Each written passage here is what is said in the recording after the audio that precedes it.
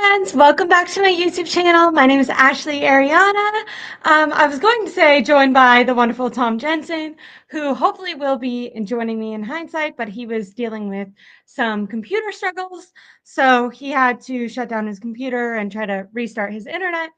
So hopefully he'll be joining us. I figured because I have this scheduled for 2 and now it's 2:15 that I would start and I would just give you guys the injury report, and then when Tom gets his computer stuff situated, we can get into the actual topics of the show. But today is practice for the 49ers. They're actually not practicing until later this evening, but they're doing all their media talking. Brock Purdy just talked, Kyle Shanahan talked. They're getting that out of the way. Then they're going to have a full practice this evening, take tomorrow off, and then play the game on Thursday. They did this their last Thursday night game where they got together on Tuesday and they actually had a later practice to try to acclimate their body to playing at a later time. Normally their practices can start as early as like 10, 11. So I think that they wanted to get used to that. Kyle talked today and the injuries for today's practice. So who will and will not participate. Ben Barch, we already talked about him yesterday. He's likely to go on IR. He's been doing an excellent job in place of Aaron Banks, who was out with a concussion. Aaron Banks will practice. Ben Barch, with that ankle, will not practice. Then the two biggest ones, Trent Williams with that ankle, he's not going to practice.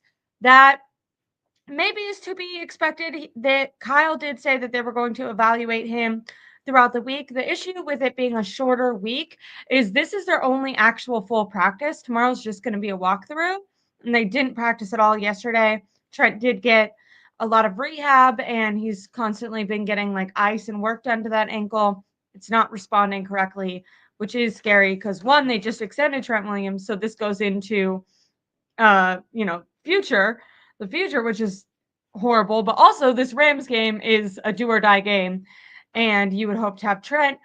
Only positive is Jalen Moore has played really well in place of Trent. Now, I don't know, have the 49ers gone against worse defenses? The Rams don't have a great defense. They won last week against Buffalo, but they won by scoring 44 points and giving up 42 points to Buffalo. So hopefully Trent can play if that ankle's okay. If not, I think Jalen Moore will do decently, but he's not participating in practice at all today. Also not participating in practice at all is going to be Nick Bosa with that hip and oblique injury. I kind of called this. My only thing was I was thinking if the 49ers beat the Bears and there were still some hope of playoff contention, I thought Nick Bosa would come back if possible.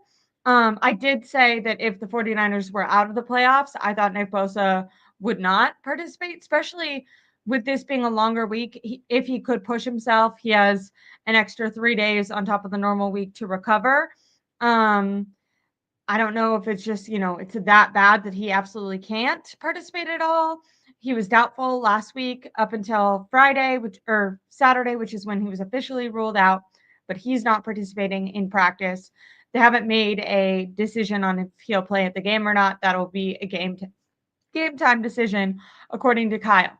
Then Isaac Rendo also not practicing at all, and that's going to be the tough one. He has a foot sprain. Luckily, it's not an ankle sprain, and a high ankle sprain at that. But when I think of running backs, I think of guys who have to plant their feet in the ground and propel themselves forward. Isaac Rendo with that foot sprain can't participate in practice at all. Once again, the only full practice. He's a rookie, young guy. I don't know if Kyle's going to be willing to let him go if he doesn't participate in practice all week. My only reason why I'd say yes is behind him they have Israel Abandokonda. I think I'm saying that last name correctly. The running back that they just picked up off of the Jets practice, or the Jets cut him, and I think they were on his practice squad. So, I mean, the 49ers could lose this game if they don't have a running back. The 49ers have been oddly very lucky. Fans often talk about how unlucky they've been with injuries this year, but I look at they missed Christian McCaffrey, and then Jordan Mason came in and played even better than Christian McCaffrey. Then Christian McCaffrey and Jordan Mason go down, and Isaac Rendo plays phenomenally last week. Now, one, it was against the Bears, so that's important. Two, he actually wasn't amazing in the run game. His strength was on those dump off passes that Brock luckily was actually throwing to him. Isaac Rendo was a star wide receiver in high school, and he only transferred to running back because his college or at college they said that is where he'd be more likely to get on the field. Hopefully Kyle can continue to be creative with him. Patrick Taylor did come in at the very end of the game and scored a touchdown, but they were kind of already in the red zone by then. It's going to be interesting to see what Kyle does in the run game. I just saw that Tom is here, so I'm going to hopefully add Tom to the stage. Hi, Tom. Hi, Ashley. Hopefully. Uh-oh. Oh, no, Tom. I know he was going to say, hopefully we're all good. And then we're not all good. This sucks. Last time I thought it was because we were streaming a little bit later. I know Tom streams with Coach, and this doesn't happen to him. What's up with the YouTube gods? They don't want Tom and I together is too powerful. By the way, I wrote my notes on the back of. Hopefully, I'm not giving away personal information on the back of my car injury report or car injury. I just called this my car injury report. What I meant was I wrote the injury list for today's practice on the back of. I had to get my car. My car was not breaking down, but it needed an oil change and some other stuff. Yeah. And I couldn't find my notebook. I actually just found my notebook. It's right under me. But until right now on stream, I couldn't find my notebook. So I wrote the injury report on the back of my way too expensive receipt for my car. Get your oil changed, guys. If you haven't, if you put it off, then other lights will come on, and then it becomes like way more expensive when you could have just changed your oil. That's me talking to myself. I'm finishing up with injury list. I was just talking for not practicing. It's Ben Barch, which we already knew because he was supposed to go on IR. Trent and Bosa both aren't practicing, but they'll be evaluated throughout the week, which Kyle said, but that also confuses me because this is the only full practice. Like tomorrow's just a walkthrough. I guess they're just going to see how they're doing. Isaac Rendo with that foot injury.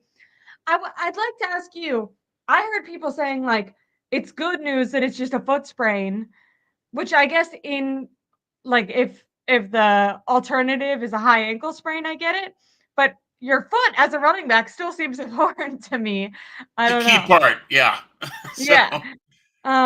We'll see. I think the takeaway from all this is that even if Grando plays, he won't be anywhere near 100%. No, which that's scary. My only thought that it was giving me a little hope is I know Fred Warner has a foot, but he has like a broken bone in his foot, and obviously you have to like be able to switch gears and jump and tackle. But I feel like when you're a running back, you're literally like digging into the ground to push forward when people are pushing you back, and like that strength comes from your like foot and your ankle and your lower body. Hopefully they have very strong pain medication for these guys. If he does play, he's not participating in Tuesday's practice. Then going to the limited, we have D Winters is limited. Malik Mustafa with a chest and shoulder is limited. I think he's going to play. And then also Dre Greenlaw, which a lot of people were. I feel like it was being hinted that he was going to come back against the Rams. Kyle still won't say definitively if he will be elevated now, but he's limited today in practice without Achilles. Demetrius Flanagan-Foles with a knee is limited, and then Gross Matos is limited. And I felt like that was kind of important because he had a really good game against the Bears. So that is it for the injury report for today, which I think is an even, more critical injury report since it's the only practice the 49ers are doing before they go on to face the Rams. Right. Yeah. We still don't know what's going on with Bosa, what's going on with Trent, what's going on with Grando. I think what's scary about is like they just gave him a contract extension. A lot of your article was talking about like what can we take away from the Bears game and apply to the rest of the season, but also till next year. And when I look at Trent, I'm like, I think about he's missed at least 2, maybe even 3 games a year, and for the last like multiple seasons. And I think a lot of those games missed are due to ankle injuries. And Kyle was saying Yes. he anticipated like 2 weeks ago when he was doubtful instead of ruled out, it was because the sprain that he has. I guess they thought the swelling would go down in a certain amount of time. Like that's how ankle sprains normally respond. And Kyle has been on record saying it's not responding normally. And my thought is if you continuously sprain the same exact place over and over again, on your 10th sprain, it might not heal the same that it did on your first.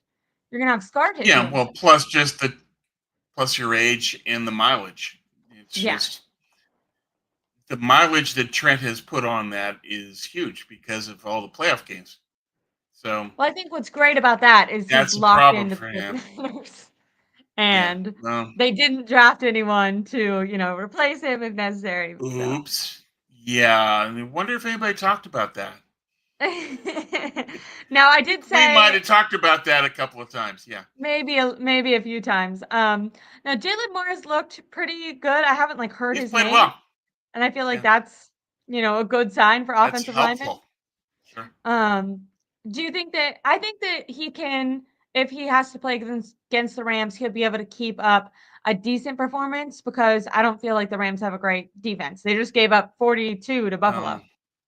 Yeah, but that's Josh Allen, one. And True. two, Jared Verse is probably the defensive rookie of the year. Oh, So okay. their defensive end is a terror. Ooh. Verse Ooh. is tearing people. Do you guys think Tom's gonna come back? This is sad. Tom, come back. Tell us about the Rams defensive end. Oh, I just dropped my phone. Okay. Well, this is a bit of a mess of a podcast. Debo says was Oh, hi Tom. I heard words coming from Tom. While Tom's internet hopefully starts to work again, I'm gonna go through the comments before. Oh, I see him. Tom, there's so many of you. Look. don't clone me. Not a good idea. You said, oh wait, we got a super chat. This is exciting. Verse and Fiske will wreck this offense for sure. So you were just talking about this. Yeah. Fisk is another rookie who they traded up for. Uh-oh. Well, look at that. So the Rams invested in the trenches. They spent a lot of money in free agency on their offensive line and then obviously drafted well on their defensive line. And the 49ers are dealing with their lack of offensive depth, and it is going to be a little bit scary for them.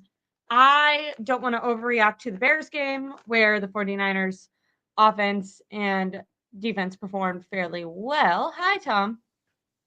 Ashley, my apologies, everybody. It's okay. The gerbils are getting tired. The flywheels are not running as fast as they normally would. Oh, wait. All from the PNW. Please beat the Rams. PNW, is that where you are, Tom? Pacific Northwest, right? Hey, if you're by Tom, can you go break into his house and give him better internet? I might move on for a second, but I want to say thank you so much for the super chats. I always appreciate those, and we'll make sure to read them. If you're saying from the Pacific Northwest, Tom, sorry, this way, lives in Seattle. I actually went there for the game, and Tom and I got lunch together. Oh, I don't know. I saw that Tom made like a new thing behind the scenes, but now it's not showing up. My bad. Let me see. Oh, Seahawks fan here, hoping y'all beat the Rams. Seahawks, get out of here! I was later on. Hopefully, Tom's internet works right because later on I want to talk about Tom's article where he touches on the Seahawks. This guy's a Seahawks fan, and when I was reading your article, I had very Okay. little hope in the 49ers playoffs due to the Seahawks. I didn't realize that Yeah. we had a Seahawks fan in the chat. Although I do appreciate the support. I did go to that Seahawks game, and Geno looked very pedestrian, but then he's came back and they've looked a lot better. I think you did say they were dealing with a lot of defensive injuries for that first 49ers game, because you had predicted that they were going to win, and then they were out a lot of guys, and now I feel like the team you thought they would be, they have their guys, and that's who they are now. Yeah. Well, they also had to go through an adjustment. Oh no. They had to go through an adjustment period just like we have to go through with Tom's internet. Are we back? Oh, hi, Tom. Okay. You're back. That was exciting. I need to go find my internet service provider. Or move one or the other. I'm so sorry, everybody. It used to be better. Yeah. It's bad now.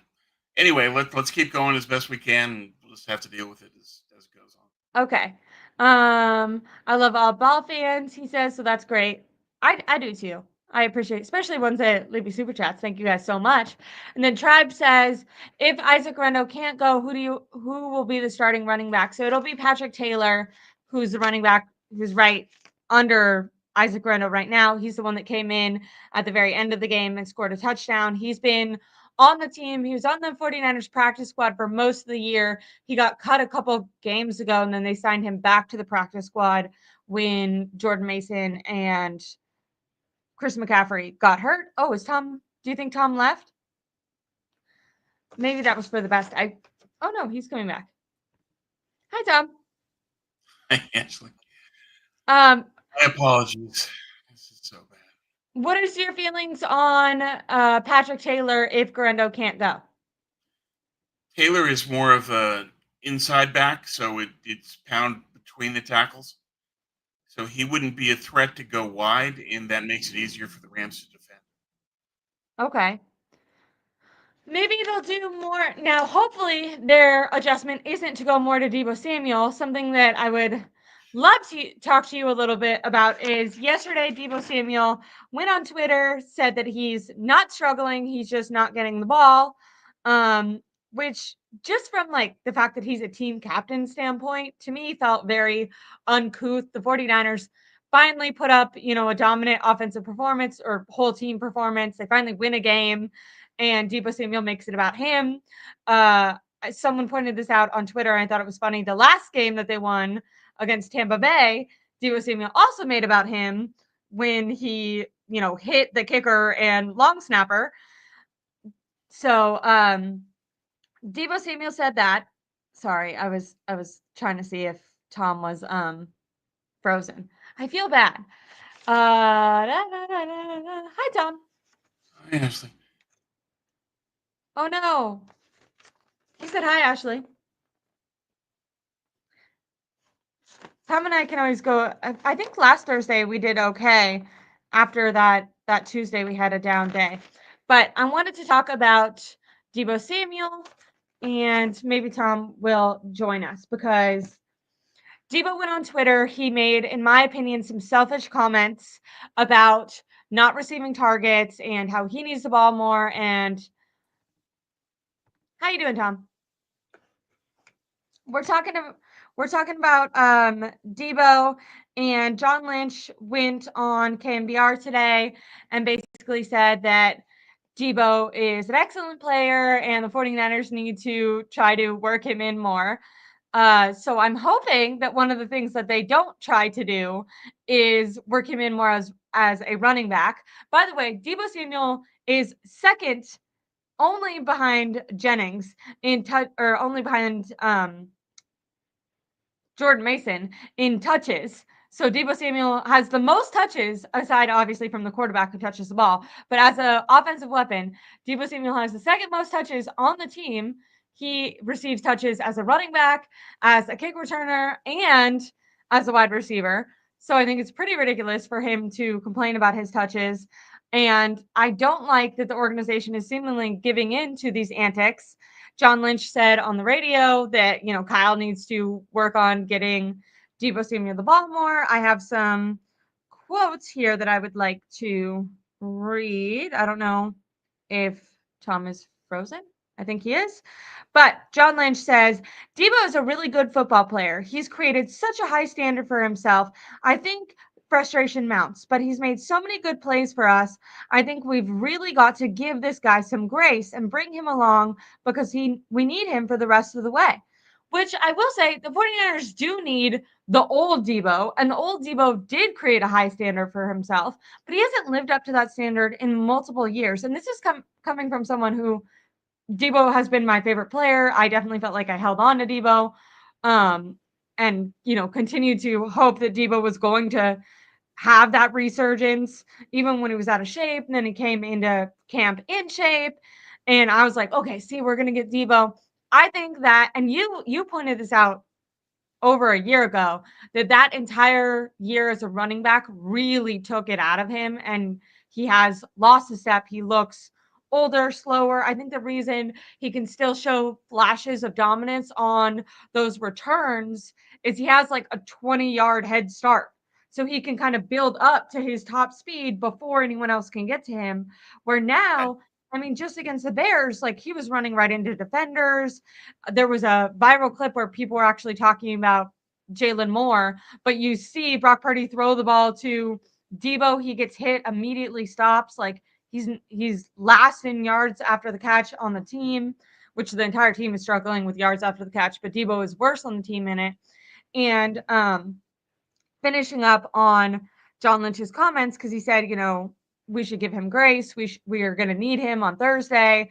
We have to bring him along. And then he said, Debo is a big part of this team, and we're all right. We can learn from situations and a lot of different things in the world these days that you can get caught up in. But I think Debo is in a good place from the way he's working. We've got a lot of football left to be played, and he's going to be a big part of our season moving forward.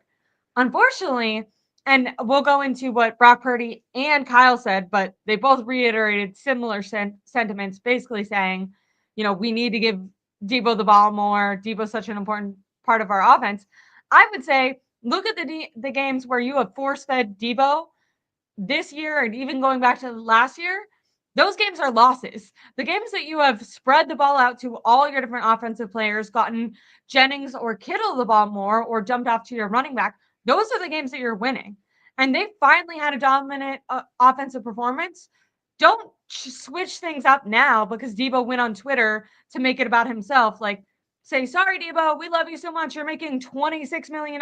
Like, you're going to get happy. Or what's that saying my grandma used to always say? Like, you can get happy in the same pants you got mad at. Madden. That's how I feel about Debo. Okay. Like, okay, you can go on Twitter and be upset, but your check is still going to cash and you can deal with that next year. But for right now, if they played this game and didn't target Debo and that didn't work, then the following game they want to start incorporating him more. Okay. But right now, we just saw a game plan that worked. Don't go out of your way to get someone else involved because he's throwing a hissy fit when he should be congratulating his teammates and his team in general on finally getting a critical win. If it's not too late already, that was a very necessary win. Yeah. Figures I would get into a coughing fit. No worries. I was sick for like 4 weeks the other day. Okay. So, Debo, you're a captain. Act like it. 1, 2. Be real. Be real.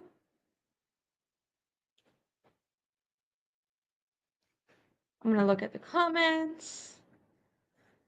See, it's probably StreamYard. So someone says we did. I restarted. I restarted StreamYard before the show. That's why we started a little bit late, and then I went in and out, and Tom restarted his whole computer. But I appreciate the suggestion. How you doing? If there's another way to do this, great. Tell me how. But I only have on StreamYard. I don't have this problem on other platforms. Oh, Mr. Corey says it's because you're not in the Cabo click, so you're getting frozen out. Cabo click, yeah, exactly. Anyway, so to me, it's Debo needs to make the adjustment, not the Niners. What Kyle needs to do is say, what plays work when I go to Debo? And find that and get him involved that way. If there are plays where Debo doesn't succeed, take him out of that. So if you're trying jet sweeps and Debo gets, loss of two, stop calling that play for Debo. You know, Yeah. where are the plays where he succeeds? And as you point out, right now he's only got long speed. So I think he's going to say so he should be consistently in that kick returner position.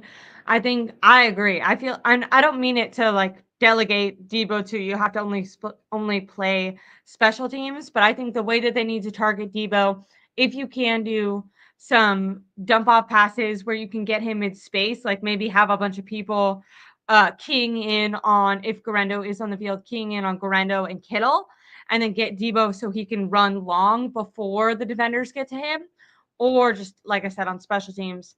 I think that's where Debo has the most success. I don't want to see any running back Debo plays. I know we will see them. Kyle basically has said as much and he's done as much up until now.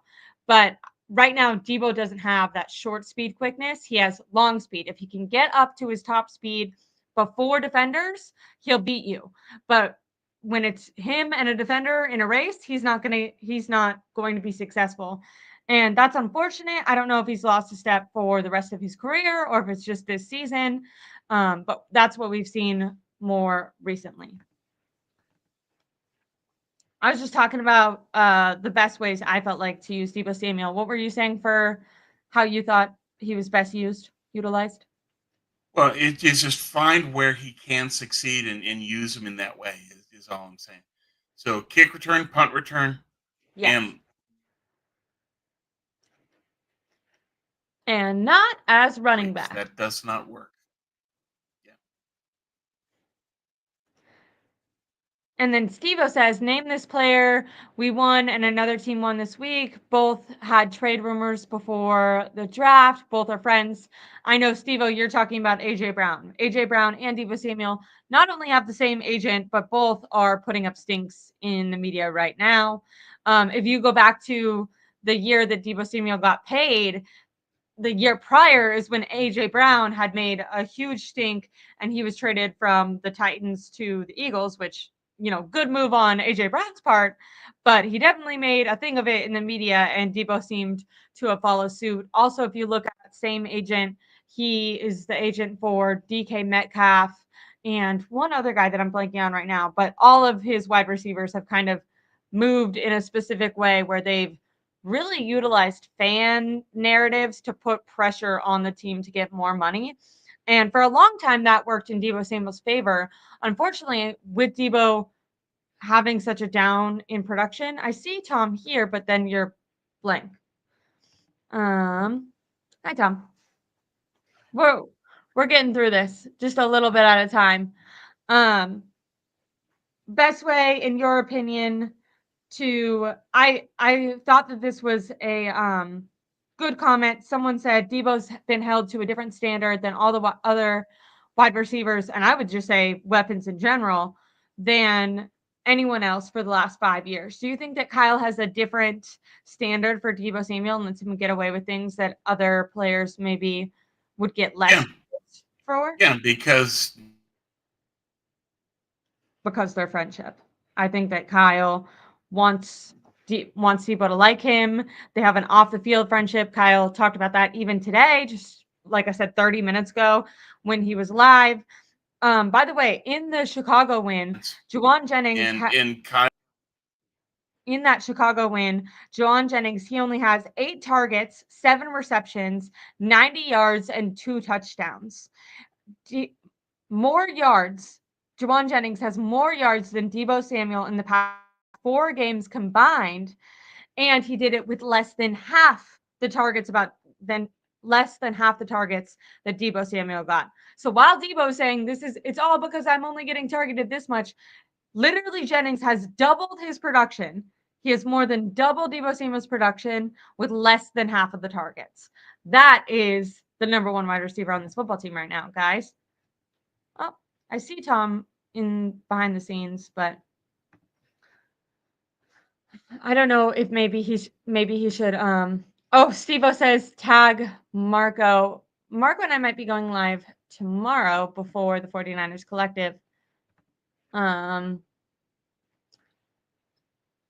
Debo looked so fake when talking to the media today. Did you see him talking today? I know that players were talking at 2:30, but I had only seen Kyle Shanahan and Brock Purdy talking. By the way, speaking of Kyle Shanahan talking, when asked about Debo Samuel's tweet, Kyle said, Debo just wants to help us out. And the only way he does that is if he gets the ball. So I will have to try to work on getting him the ball more.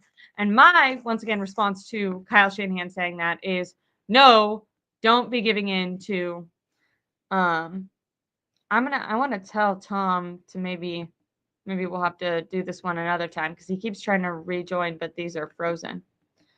But if it doesn't mind you guys, I might just keep adding him in here when he tries to. And maybe we can get Tom on like an instant reaction or something on Thursday. Everett the Great, so 49ers, or not 49ers, Rams fan says, Noodle on Purdy getting swept Thursday. Purdy has made some excellent deep passes this year, and he had a sore shoulder and still is doing that. So I don't want to hear the Purdy criticism. He's not, doesn't have Matthew Stafford's arm, but I think he played a very good game against the Bears and will give the 49ers a chance to beat the Rams. He's beat the Rams more than he's lost to them. So there is that for Brock Purdy.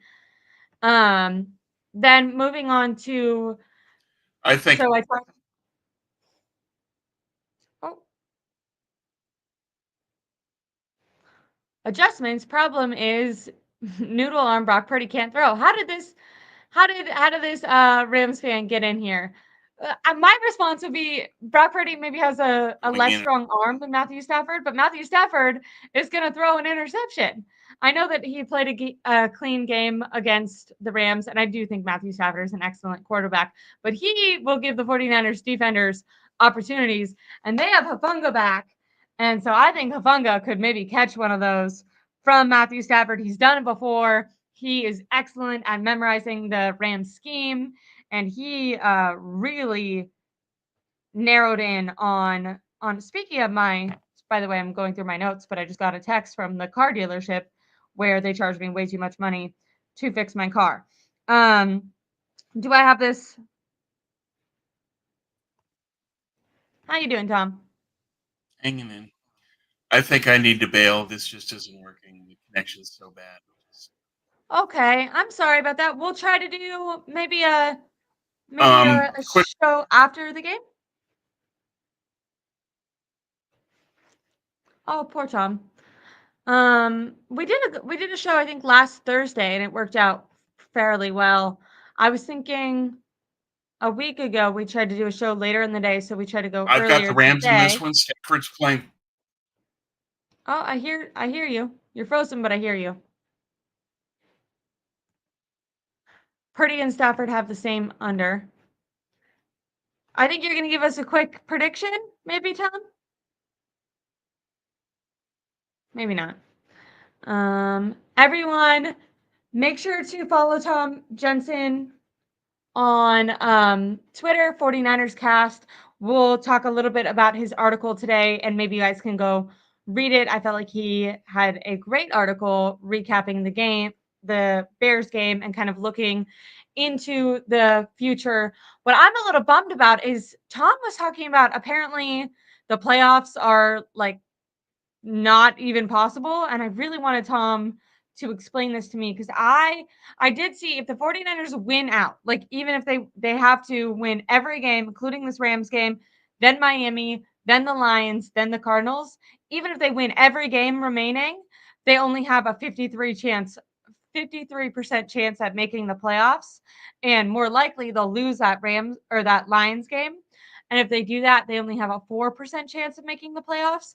And I really wanted Tom to break that down for us. If you are interested, on Twitter, NinerCast, he wrote an article after the game and he talked a little bit about that. I'm going to stop trying to add Tom in now and we'll talk for a little bit longer about what to look for moving forward. Solo Ashley just works. Just give your takes. I agree. Thank you, Mitchell and Ness.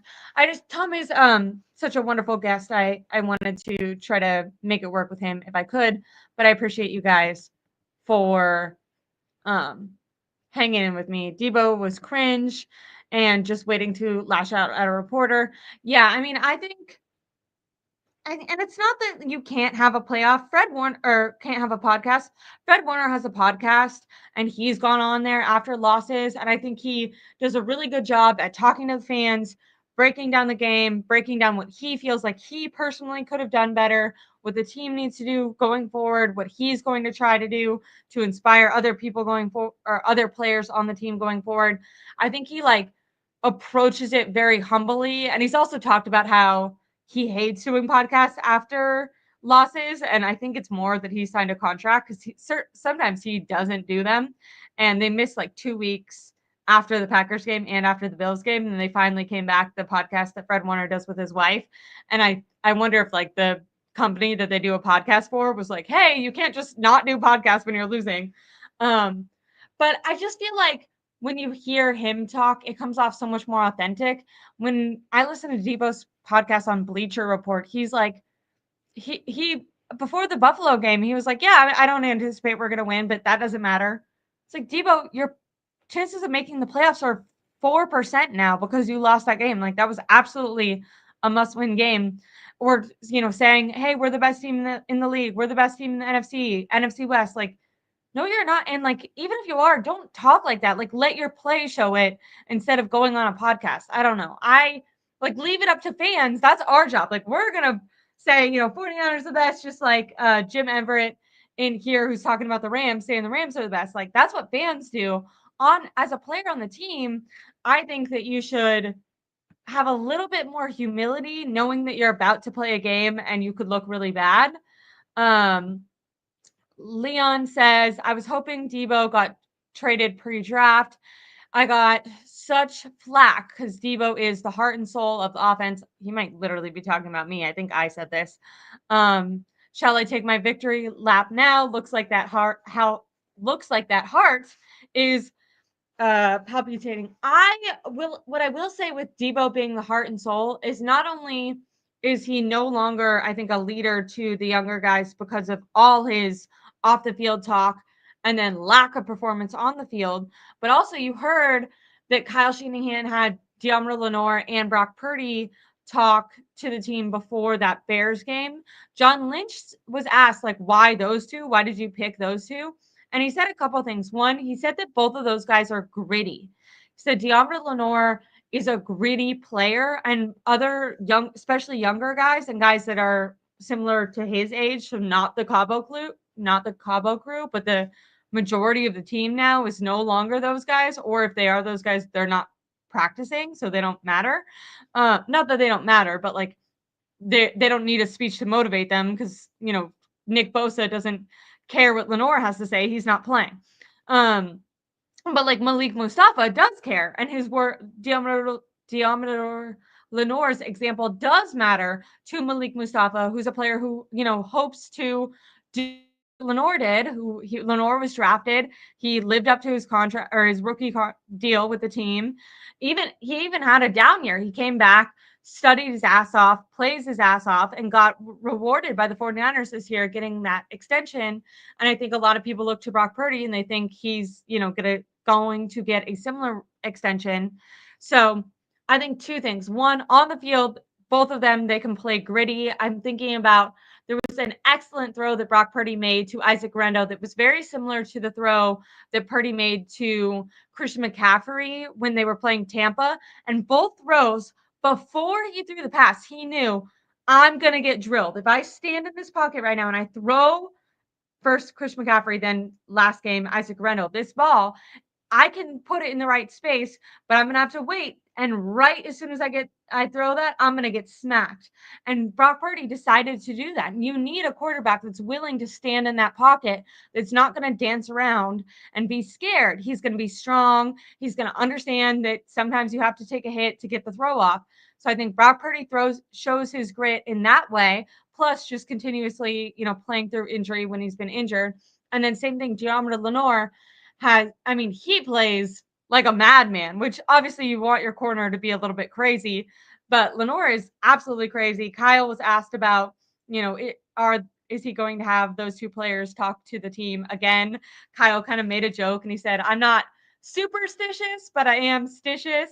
And said that he was going to have De'Amara Lenore and Brock Purdy talk again to the team on Wednesday prior to the Rams game since it worked against the Bears. Now, obviously, them talking isn't what won them the game, but I do find it funny the things that players and coaches do when, you wear certain color socks and you win. It's like, okay, I have to wear this color socks every single time. Steph Curry has that with his purple shoes, right? Like I've multiple playoff games he's been in and he's having a down game and then he goes to the bench and like puts on his purple shoes and then he's like, yeah, I'm Steph. So I think stuff like that is funny. I like that Kyle Shanahan is kind of passing the torch from, because I mean in past games it's been Nick Bosa, it's been Chris McCaffrey, it's been Fred Warner. But the thing about them, and they're excellent football players and they're great team players, but they don't come off as authentic. They're much older, they're very highly paid, and they like toe the company line. They say what's right. And Kyle even made a joke that like De'Amara Lenore doesn't know how to say the like socially appropriate thing. And I think that resonates more with people. Like instead of just saying the cliche, like whatever normal football saying, having Lenore up there and having Brock Purdy up there, they actually spoke with genuine authenticity and grit, and they really emphasized playing with desperation, which is something that this team has not done yet this year, according to George Kittle, who's been on multiple teams, 49ers teams who have had their back against the wall for whatever reason. They didn't hit desperation mode until honestly the season might be already over, but finally they came out against the Bears. Steve Young went on the KMBR a week ago and basically said he didn't recognize this team because this team wasn't playing with heart. They weren't playing with grit. After the Bears game, it feels like they finally played up to their standard. And now the question I have is what takeaways, like can this standard, is it fair to say the 49ers should be able to uphold the level of play, specifically, by the way, clean play? Because they only had 2 penalties against the Bears. And I think the first penalty wasn't until late in the third quarter. Can the 49ers replicate that play? So, like mature football, something I've been saying all years, they've been playing amateur football. They're killing themselves with penalties. They're not executing. They're not sharp. Like it just looks like a JV football team instead of, the NFL standard that they are. Can they replicate their play from the Bears game going on? Or was it just the Bears and the Bears freaking suck? By the way, I'm hearing a ton of people say, oh, well, the Bears, the Bears defense, it was a top 5 defense. They just fired their head coach who was the defensive coordinator. So their defense was obviously going to look worse once they fired Matt Eberflus. And I'll say, I even fell victim. I think a lot of Bears media was trying to blame Eberflus. Not only do I think the offensive struggles weren't his fault, maybe, some of the game decisions could have been better, but he was helping that defense a lot. And the second that he left, that defense crumbled. So the defense that the 49ers played was not that same defense that you've seen the last 3 weeks from the Bears. Now, I think the 49ers offense should be able to put up points on the Rams. I know we had Kumar earlier say that they have Verse and Fisk, and those are 2 defensive players that are, playing well for the Rams. But I'm looking at all the Rams games so far, and they have not been able to hold teams to, below 20 and below, which is kind of when the 49ers lose. If the 49ers can score 25 something, I'm wondering, can the 49ers defense slow down? Now, the only problem is the 49ers defense lost to the Rams earlier this year, and that was with no Puka Nacua and no Cooper Kupp. Now they have both of those guys, and they're in flow with Matthew Stafford. And that's how Matthew Stafford being in flow with Cooper Kupp is how they won the Super Bowl. Obviously, Jaquasi Hart catches that interception and actually holds on the football, maybe that game ends differently and the Rams don't get to the Super Bowl. But at the same time, all year, that's how the 49ers or that's how the Rams had success back then. Now they have two superstars. Kyle Shanahan, by the way, was asked about that. He said Cooper Kupp is as good as any wide receiver in the league and gave Sean McVay a lot of praise for what he's done with Puka Nacua. And he referred to Puka Nacua as the Debo Samuel from 2021, saying he's doing a lot, like the different ways that you can get Puka Nacua the ball and the way that Puka Nacua can break tackles and be physical and run. He looks like he'd be a player that's a little bit slower, but when he's at his top speed, he's really fast. I thought that comparison between Puka Nacua and Debo, or like a past Debo, was interesting from Kyle Shanahan later on today or earlier today. Then to make the playoffs and do what? Without Ayuk, McCaffrey, Mason Hargrave, and basically Trent Williams and Mooney. I mean, Mooney's on the field. Obviously, he's having had a down game. He's going through insane personal tragedy. I'm not really putting that on him right now. I think that the 49ers want to make the playoffs because, one, as a fan, it's fun to root for a team that makes the playoffs. And two, like they need to continue to show that they have a standard of football. Like just giving up and tanking shows the younger guys and the rookies that when it looks like a long shot, we can just pack it up. Well, in previous years, it's looked like a long shot, and the 49ers have gone on to make the NFC Championship game, make the Super Bowl, all when they went through immense losing streaks. And I think you want to build up, like I was talking about individual grit days. You want to build up team grit and you want to carry that grit going on to future seasons. So I think that's why you don't just give up.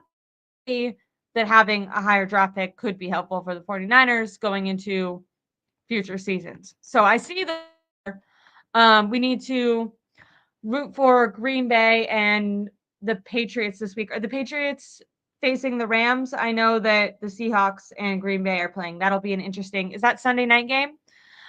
Jesus says trap game. I definitely don't think this is a trap game.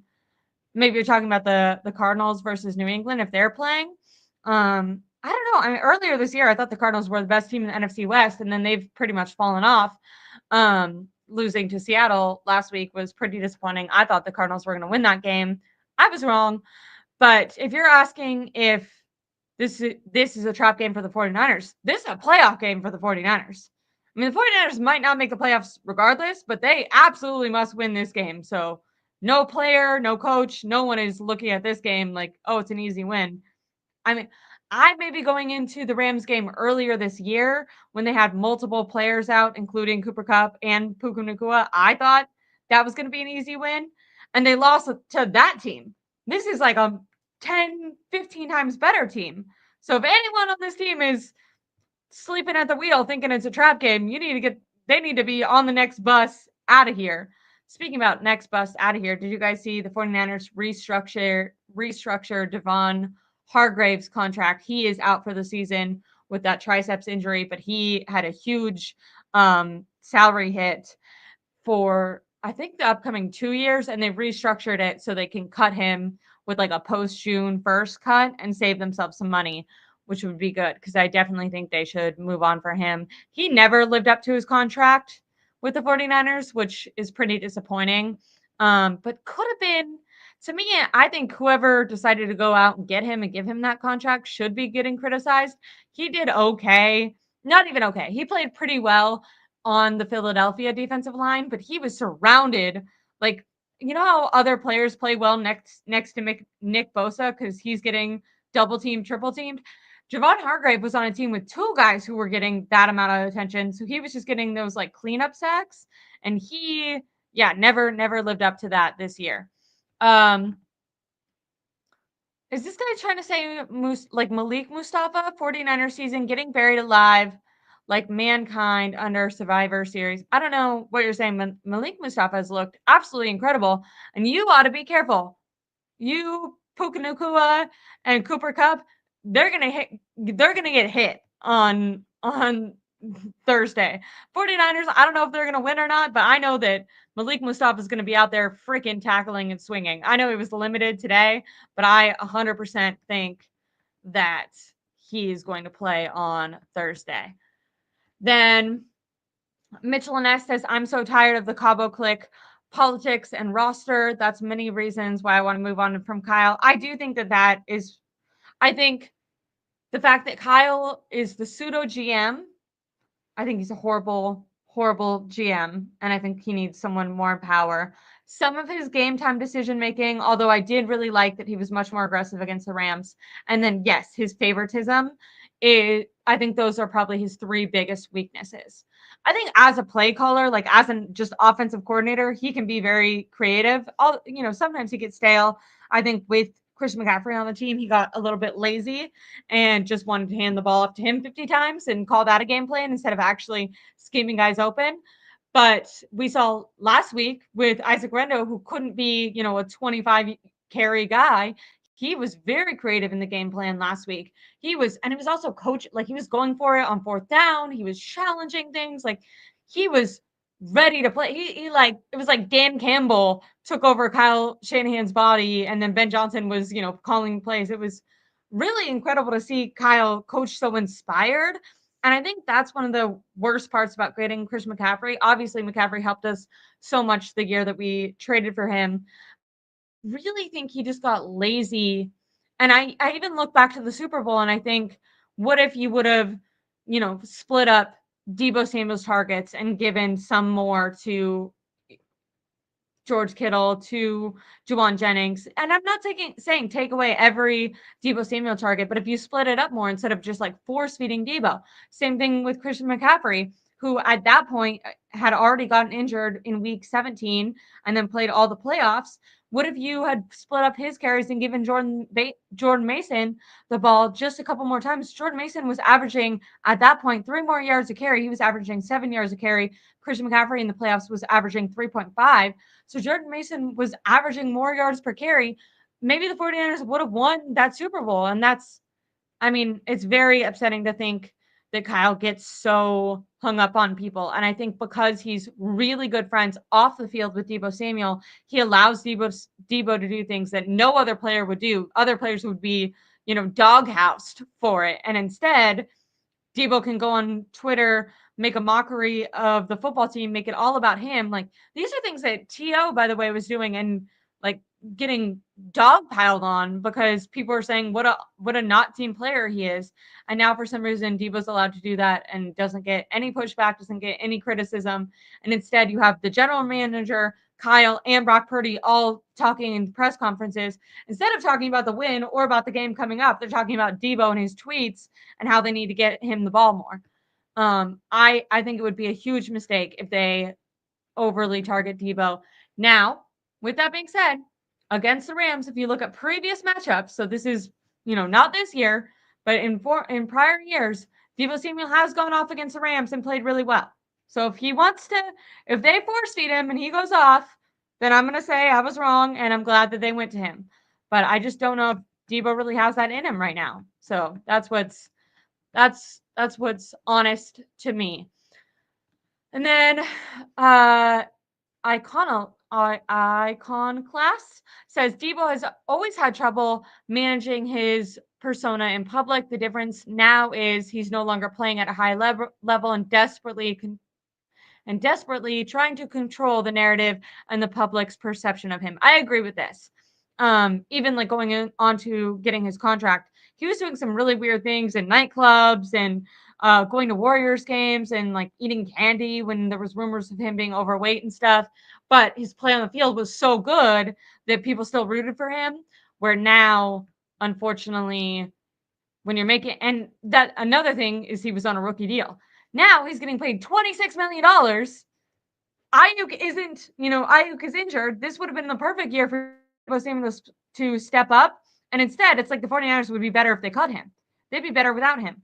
Much like Javon Hargrave, who I think they're going to move off of at the end of this year. They need to move off of Debo Samuel. So, someone said Ashley approved Rams gear. Great show, Ashley.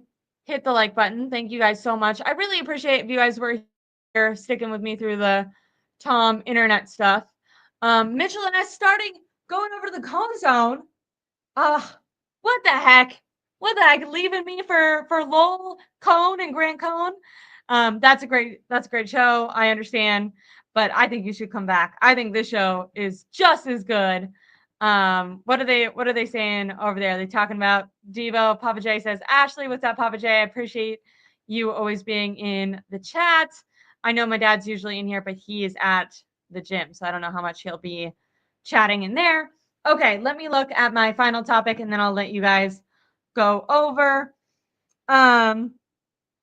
different takeaways. So Lynch, when he was asked about the win against the Bears, he said that the 49er, a big difference was the 49ers defense bounced back. He praised Hufanga. I think they're going to extend Hufanga next year. This, you know how I'm saying they should move off of Hargrave and off of Debo Samuel? Talanoa Hufanga. The 49ers are trying to get younger, and they obviously don't want to pay a huge contract to Hufanga, but he's been injured 2 years in a row, and I think that they could probably sign him to either a cheaper 3-year deal or maybe even a 1-year deal if they, because he might not want to sign to a cheaper 3-year deal. He might think that he can get more eventually. But since he didn't play much this year, I wonder if he would sign for 1 year on a cheap deal, then, get a bigger deal somewhere else. But I think they could bring him back, and I think they want to. John Lynch said that he played physical. He said that the team as a whole was sharp and aggressive from offense to defense to the play caller. Now, Jake Moody, special teams sucked. Kyle Shanahan was asked about his whiffs on kickoff. He had 2 of them, Jake Moody did, last week against the Bears. And he said that he was like, oh, he was trying to get it to not bounce out of the end zone, so he had to kick it a certain way, and his foot slipped, so it hit the bottom of his foot. I don't know what stupid excuses they're making for Jake Moody. When people are talking about the playoffs, 49ers might not even get into the playoffs, but if they do, Jake Moody, you can't go into the playoffs with a kicker who can't make a freaking kick. By the way, did you see Matt Wright, the kicker that we had signed off the bench, who now is kicking for the Chiefs? He kicked that game winner last Sunday for the Chiefs. So it's dude, move off of Jake Moody needs to be a guy you move off of next year. I know that seems harsh because a lot of the guys I'm talking about are older, high paid Cabo click guys. And Jake Moody's not that. But Jake Moody is a bad kicker. And while Jake Moody was injured, 49ers went and got guys off the couch who didn't miss any kicks and were doing better. By the way, what is the name? Pat Taylor, the punter that we have instead of Mitch Wachowski, who's also injured right now.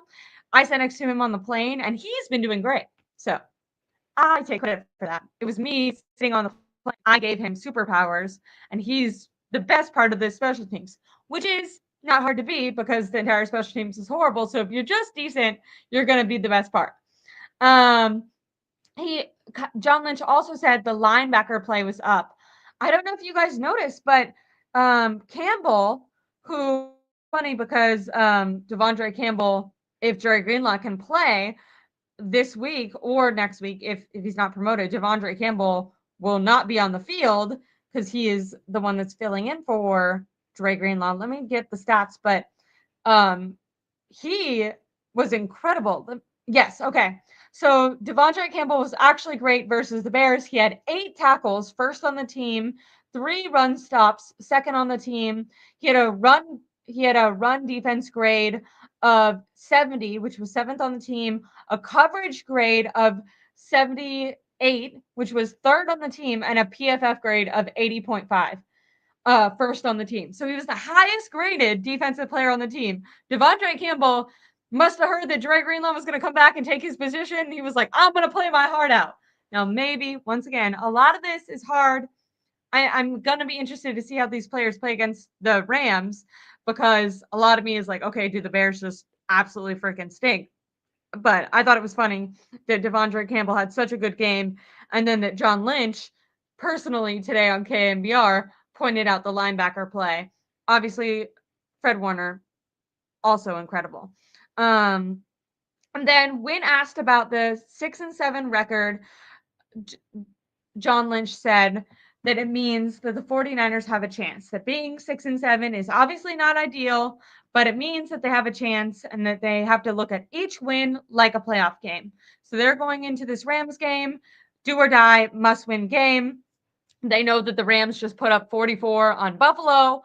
Obviously, look at how much the 49ers were able to score in Buffalo, and you think that's a big disparity. Cooper Kupp and Puka Nacua weren't there. John Lynch pointed out all these things, but said that the 49ers could still win if they kept the faith, and if they played how they played last week. Let me know in the comments, do you think that the 49ers are going to be able to keep up the play that they had against the Bears, or do you think that that was because they were going against such a bad offense, such a bad defense, that's why they were able to play? I think if they can not commit penalties. They've given up 80 to 150 yards in I think even 160 yards. The Packers, is that when they gave up 160 yards on offense? They've committed so many penalties, basically letting the other team walk down the field on them. If they can play a clean game, and Brock Purdy can protect the football, Matthew Stafford, excellent quarterback, but he will give the defense an opportunity. And I think with Hufanga being back there, not only does he play better, but a big thing that the safeties do in this defense is they get everyone else in their assignments. And apparently Jair Brown was really struggling having a down year with that. And Kyle said that this is something you don't see on film, but he said the communication that Hufanga had was critical in the defensive performance last week. So having Kittle or having Hufanga back there, if they can intercept Matthew Stafford, I think that's the only way that the 49ers win this game. Is if the 49ers don't turn the ball over and the 49ers defense gets at least one interception. I think that's going to be critical. I think if it's an even game, no turnovers or one turnover for each team, I don't think the 49ers will win. I like this topic. He says move on from Debo, CMC, Hargrave, Ward, Brendel, Hufanga, and McKivitz. I think they should keep Hufanga for another year. So I disagree with you on that. They're not going to move on from Brendel or McKivitz because they don't have anyone to replace them. I think they will move on from Hargrave. They literally just signed CMC to guaranteed money. There's no way in hell they're moving off of him. Like, he is guaranteed money even if he gets cut. At least with Debo Samuel, you have to pay him a portion of his salary. But if you give him a post-June designation, you, I think, have to pay $9 million instead of the 26. With Hufanga, his entire contract is fully guaranteed. That's why everyone was so pissed, and I think it's fair. That's why everyone was so pissed at Kyle for going out of his way to pay Christian McCaffrey and make sure that the front office paid Christian McCaffrey, coming off Achilles issues, and now he has a knee issue on top of that. Unfortunately, I don't think the 49ers are going to retain Jordan Mason. I don't know if they'll put a second-year tender on him, and I don't think they want to pay him the $2 million that would cost because they're paying so much money to Christian McCaffrey. So, unfortunately, I don't think that these are the players that they're going to move off of. I think they'll move off of Campbell. I think that they'll move off of Ward because they have Renardo Green, who's looked fantastic. He looked fantastic against the Bears as well. And they have Lenore, who they just extended. So I do think they'll move off of Ward. I hope that they'll sign Huff to a 1-year deal. They're not going to move off of Jair Brown because he's on a rookie deal on the team, but I think that he'll be demoted and be more of the third safety / depth piece. They'll move on from Hargrave. I think they'll move on from Mason. And obviously Elijah Mitchell, if you guys forget, he is on the team. He's just been on IR this entire year. And I think that they should move on from Debo. Even though they'll have to pay about $9 million, I think it's worth it. I think he's actively hurting the team. Did I read Mike Silver's article? You got to be more specific, but I've read a lot of Mike Silver's articles. I think he's anticipating some big drastic changes this offseason.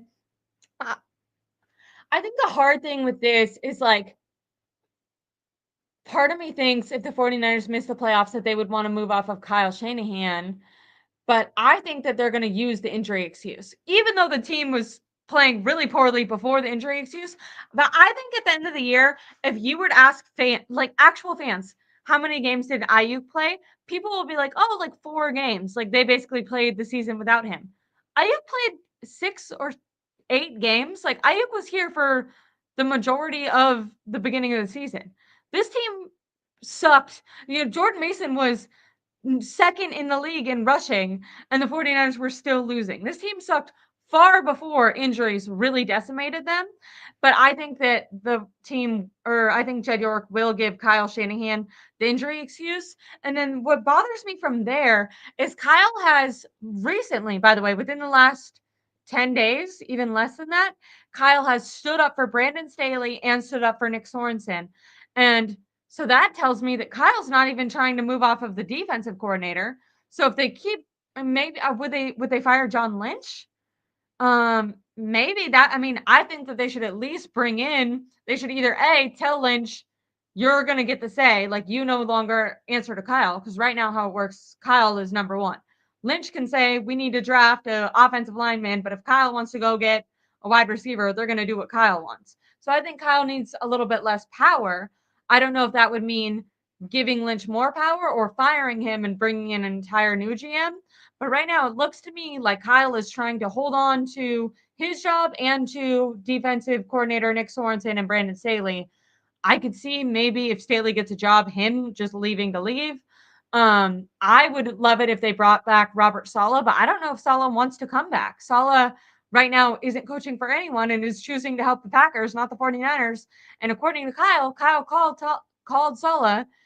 Saleh's really great friends with Matt LaFleur. Maybe the coaching styles, the way that Kyle is so controlling. We've talked before, he has surveillances in all his rooms and he's constantly sitting in on the defensive coordinator job and giving him tips. Maybe now that Saleh's been a head coach, he wants a little bit more of his own power. I don't know if he'll get a head coaching job, but he might not want to come back and be the defensive coordinator. If they have that opportunity, I could see them moving on from Nick Sorensen, but they've given Nick Sorensen tons of excuses. They're basically blaming injuries and the talent level. And if they're blaming the talent, if they're saying it's all about the players and not having the talent and the talent execution, to me, that's more pointing the finger at the GM and saying, you didn't build us a team that had enough guys who could win in it. It's not us. It's not our scheme. It's not the play calling. It's the ability of the players. So I don't know who they would move on from. I think that they need to make massive changes in this offseason.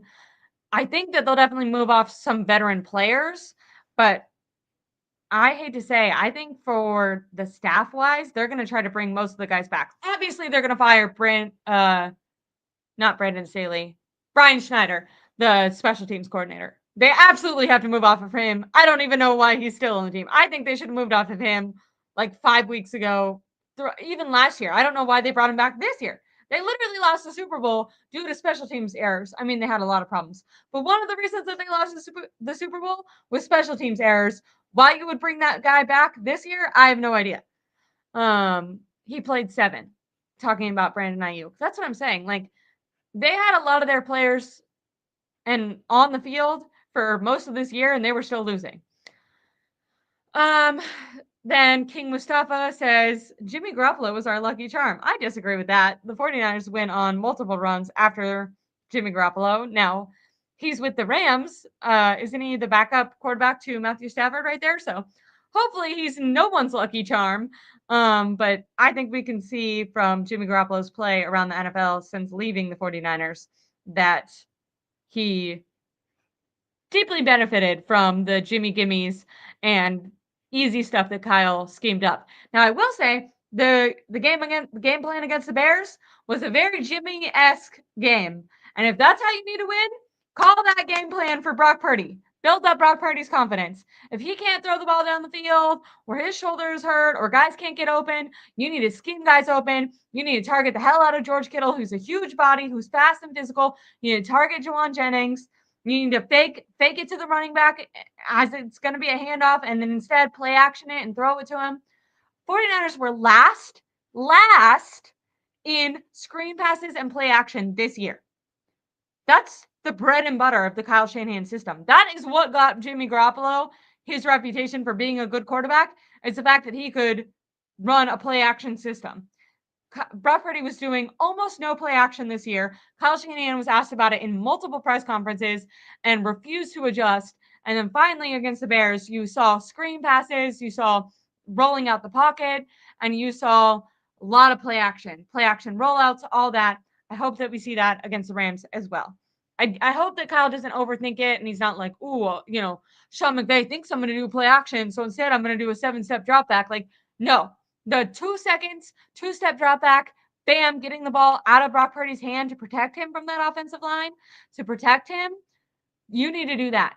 I don't want to see Brock Purdy scrambling, holding football on for way too long. If he has to scramble every once in a while, that's fine. But that shouldn't be the entire game plan.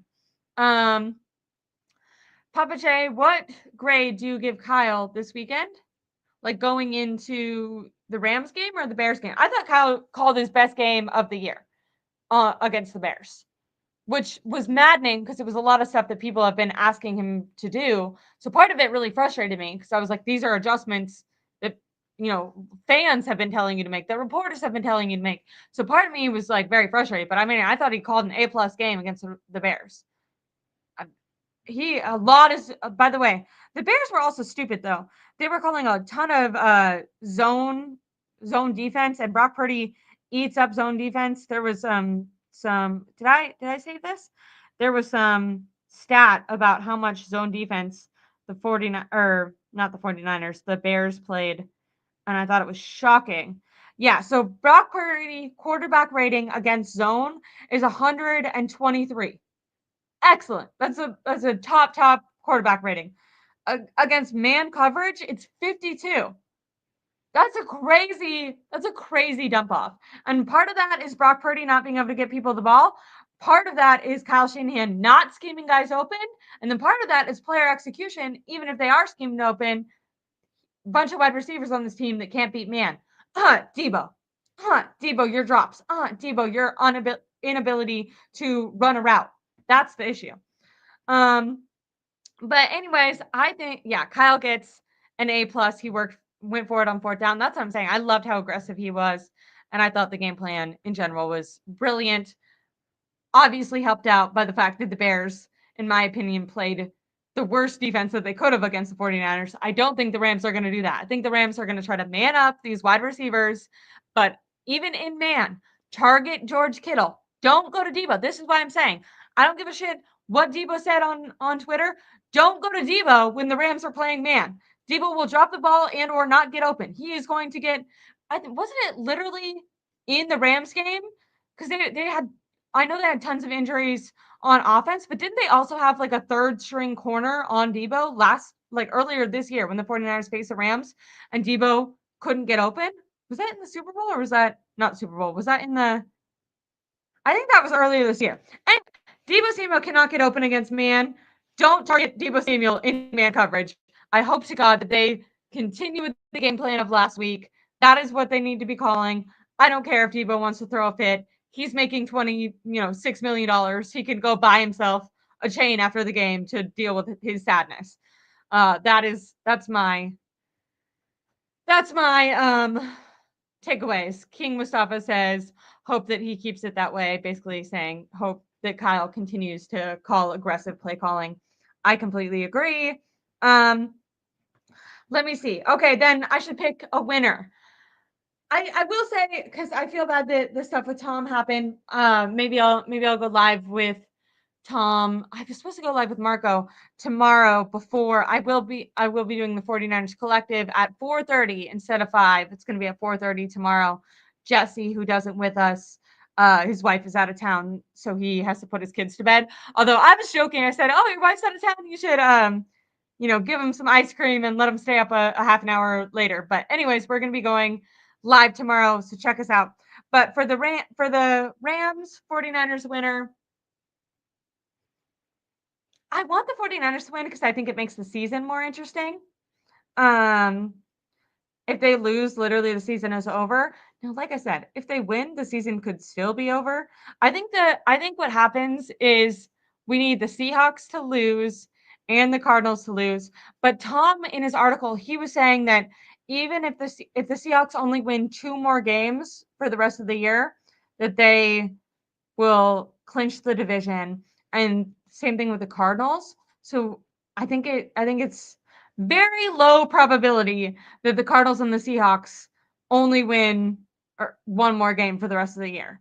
And that's, I think, what needs to happen for the 49ers to get in. Same thing with Washington. Let me actually go to the article. I was gonna have Tom explain it, but Tom's internet wasn't working, and I did think this part of the playoff implications were interesting. By the way, I encourage you guys to check out Tom's article. He gave game balls from last week's game to George Kittle, who had 151 yards for a long of 33. Brock Purdy for being 20 of 25, 325 yards, 2 touchdowns, and a quarterback rating of over 145. Like I said, a lot of that was going against zone defense. I don't think teams in the future are going to play zone. It has been known since the start of Brock Purdy's career that he dices up zone. Same thing with Kyle Shanahan, because you can really find those open spots to scheme guys open. Isaac Guerrero had 15 carries for almost 80 yards. I don't know if he's going to go. I think if he doesn't go, the Rams win. I hate to say that, but even if he goes, like, is he going to be his thing isn't physicality, it's speed. And how fast can you be when you're running on a sprained foot? Now, I don't know, maybe they have really strong pain medicine. Apparently, Fred Warner has had literally a broken bone in his foot for multiple weeks now, and he's been playing. So maybe it's possible. And then Leonard Floyd, he got a game ball from Tom for his performance against the Bears. He right now leads the team in sacks with 8.5 sacks. He had 2 against the Bears. They're going to need him to show up and sack the shit out of Matthew Stafford. Same thing, Yatir Gross-Matos, who I did say he was limited today on the injury report, so that kind of scared me. He got 3 sacks against the Bears, and both of them are going to have to sack Matthew Stafford. Matthew Stafford, I will say, if you give him a wide open lane, he'll scramble, but a lot of times he'll kind of hang back there in the pocket. So if Hafunga's in at safety and Malik Mustafa is healthy and in at safety, they can cover. Then you have Bernardo Green and Deomra Lenore at corner. They can cover. Maybe that gives Gross-Matos and Leonard Floyd the opportunity to be able to sack Matthew Stafford if Cooper Kupp and Puka Nacua aren't getting open all the time. Anyways, going to the playoff scenario, like I said, I really encourage you guys to check out Tom's article himself, but he said that the problem for the 49ers is the 5th division tiebreaker, strength of victory, wins and losses, teams beaten. The 49ers only have wins over 2 teams with winning records, so that's Seattle and Tampa Bay, meaning all their other wins have came from teams that don't have winning records. If Seattle wins 2 more games, they're gonna clinch versus the 49ers because Seattle has the tiebreaker. If they go 1-3 but beat the Rams, they'll still win because the Seahawks will have that division record. By the way, I don't think the Seahawks are going to go 1-3. I think the Seahawks are going to win more than one game. Now they're going to play Green Bay, then Minnesota and Chicago. They're definitely going to beat Chicago. Maybe Tom is saying that they're gonna lose to Green Bay and Minnesota, and then Arizona should win their next 2 against Carolina and New England. Now, didn't Carolina play the Chiefs really hard? Come on, Carolina. What are you doing? Don't let that little scrambling quarterback run all over you. I think definitely Arizona's beating those 2. So that would suck. That's kind of a deal breaker. I don't think there's any way. Do you think there's any way the Cardinals are going to lose to either New England or the Patriots? Because that's what needs to happen. Like, this is where I'm saying the 49ers really work themselves into a deficit. They need, even if they win all their games, they need all these other teams to lose games for them to get in. I was talking with my dad about this, and we have a family friend, Tony. not Tony, Tom. I don't remember. I'm thinking of Tony. I'm thinking of Merlongi, but I know that he's talking about our tall family friend. But anyways, he's a Raiders fan, and apparently the Raiders, being a Raiders fan, they used to talk like this about the playoffs. Well, if we win all our games and then these three teams lose their games and blah blah, like having to do mathematics to win your freaking to sneak into the playoffs and get a worse, as Mr. Corey would say, then get a worse draft position just to lose in the first round. But yeah, so and then the Rams can clinch the tiebreaker over the 49ers with a win on Thursday night or any divisional win. Okay, so besides this game against the 49ers, do the Rams play any other division Rams? They can win the time. Oh, okay. Yes. So they can win the tiebreaker on common games by beating Minnesota and Buffalo. I don't think the Rams are going to, well, they just beat Buffalo. That's an issue. Damn. 49ers absolutely have to win this game, basically. And then they still have to have the Rams lose 2 more games, Arizona lose to either Carolina or New England, and Seattle to go through 1-3, which I don't think is going to happen. But that is the playoff picture from what I can gather from Tom's article.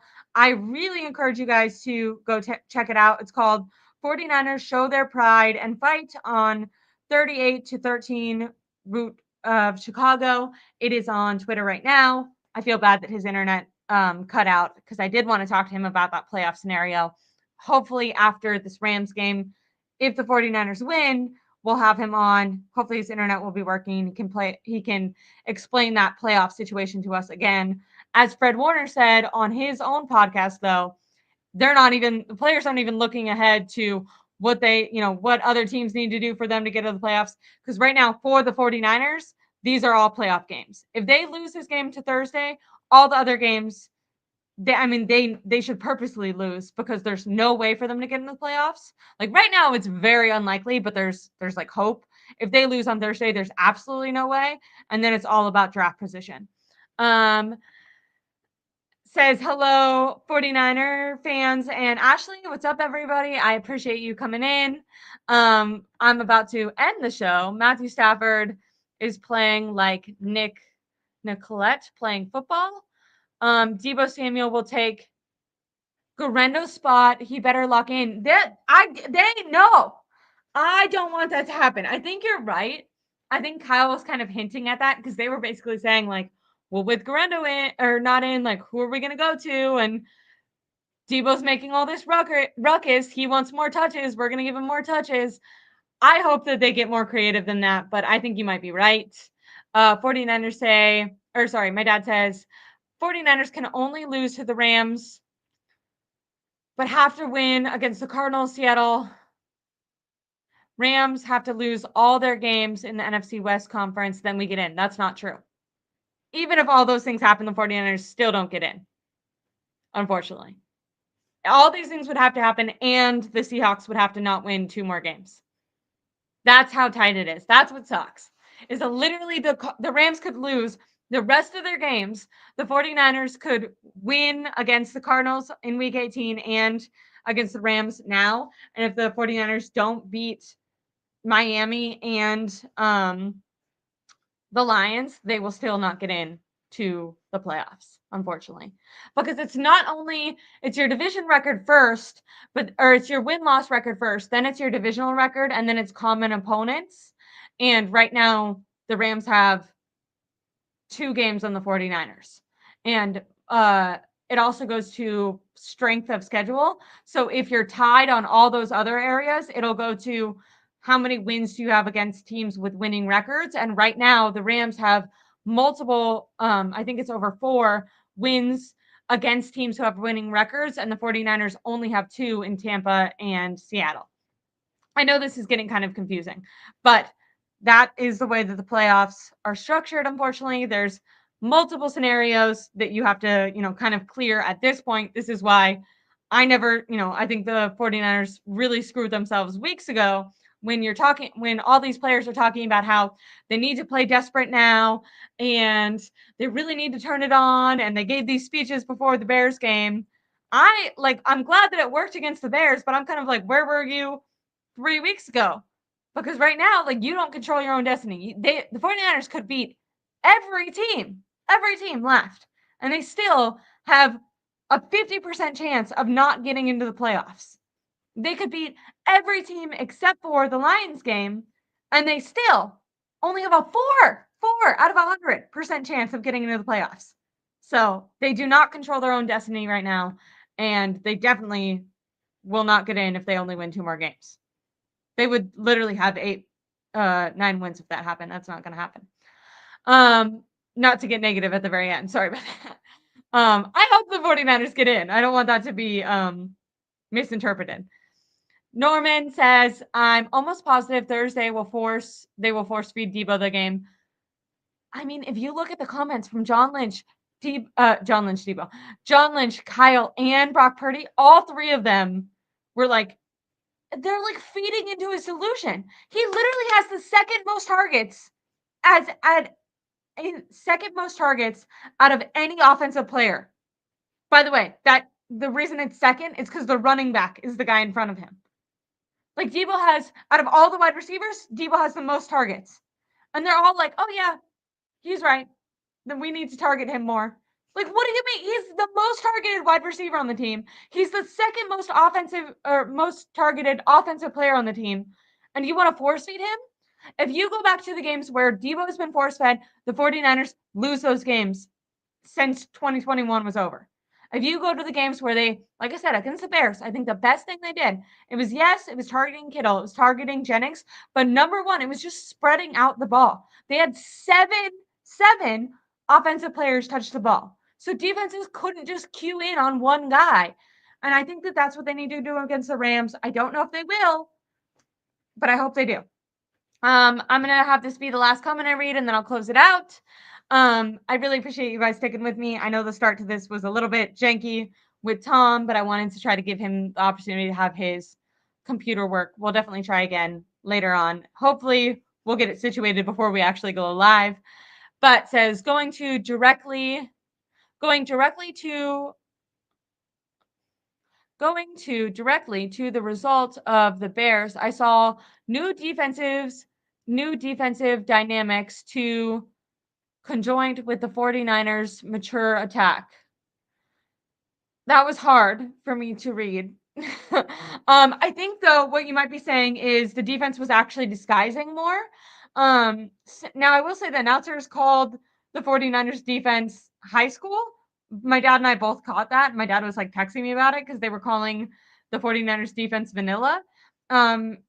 Now, whatever they were doing, it was working very well, except for maybe, 10 minutes in the third quarter. That's about the only time that the Bears offense saw success. But they did disguise their coverages more. I think some of that might just be, I feel like they were much more down on Jair Brown than we thought. And also the linebacker play, missing tackles in previous games has been a huge killer for them. So if they cannot, no penalties on defense, no penalties. So they cannot 2 penalties, but they were both on offense. 49ers can have no penalties against the Rams offense. And if they can tackle, Puka Nacua is going to get the ball. Cooper Kupp's going to get the ball. Those things are going to happen. Those are excellent players, and Sean McVay is a great offensive coordinator. Tackle them the second they get the ball. Don't let them get yards after the carry. That's how the 49ers have been losing their games. Last year, they were leading the league in yards after carry. This year, they're last. Look at what it's done to them. So if the 49ers can tackle, get those linebackers, I don't know. Kyle Shanahan, he won't say whether or not Dre Greenlaw is going to be activated. If he is, hopefully he, is in good shape and he can tackle well. Fred Warner had a great day tackling. Like I said, Devondre Campbell had 8 tackles. So if Dre Greenlaw, can't go yet, hopefully Campbell keeps up that performance. Maybe he feels like he's playing for his job with Dre Greenlaw about to come back. Campbell's probably thinking about it as the 49ers he's only on a 1-year deal, so they're going to let him go. But other teams are going to be watching this tape. So he has to put good tape out there. He's older. If he wants to play a team to pick him up next year, he needs to ball out. So hopefully Campbell balls out. If they can tackle well, same thing. Hufanga was tackling. Actually having him in at safety was doing excellent with their communication. And I think the best thing that they were doing, they were covering really well. And that actually gave the defense a chance to get it because they're not a great defensive line right now, especially with Nick Bosa out. They need a lot of time and they need the quarterback to hold the ball if the defensive line has a chance at sacking the quarterback. The only way you're going to do that with Matthew Stafford is if you're covering. With Ward, he's struggled a little bit with that. Obviously, he has that the personal stuff. Renardo Green has been excellent in coverage, and Diamador Lenore has been excellent in coverage. Also, Lenore has been talking a ton of shit. If you remember the Rams game earlier this year that they lost, Diamador Lenore went live after that game and called the Rams lucky and said he can't wait till he sees them next. So, Lenore, you better back it up. You better back that shit up this week. If they could cover, I think they give the 49ers defensive line a chance at actually sacking Matthew Stafford.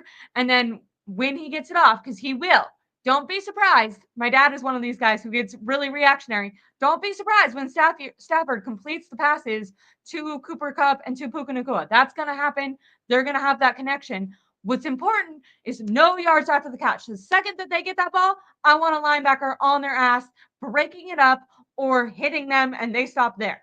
So that's how I think that the 49ers are going to win. If they win on offense, it's going to be a struggle with the run game, but hopefully in the passing game, they're targeting Jennings and Kittle, and they're spreading the ball around more. They're not force-feeding Debo. They don't commit penalties. They need to play as clean as a game as possible, and Brock Purdy does not throw an interception. Defensively, I think they need to get a turnover. They need to cover, and they need to tackle clean and well. They need to stop because, like I said, I think the Rams. I think Sean McVay, he schemes guys open, and Matthew Stafford has an excellent connection with Cooper Kupp and Puka Nacua. But if every time they catch the ball, they're immediately getting hit, they're gonna have a hard ass time walking down the field and scoring. And if they can, I don't care if they catch the ball, if they're immediately getting hit and they can't walk down the field, and then 3 and out, 49ers get the ball back. That's what they need to do. Every once in a while, Matthew Stafford, he's gonna take a long, deep pass. I want that shit to be intercepted. Let's go. Hopefully they do that. I appreciate you guys in the comments. I thank you guys so much. And I will be going live tomorrow. So make sure to give me a like. Make sure you give me a subscribe. Tell me who you think is going to win. I want to be manifesting. I want to be speaking positive. So even though a big part of me, I think the Rams are going to win. They've been playing better football. But I'm going to pick the 49ers. I'm going to say they can do those small things. They don't have to be the best team in the league. Can they protect the football? Can they tackle? Hopefully they can. And if they do that, I predict the 49ers to win.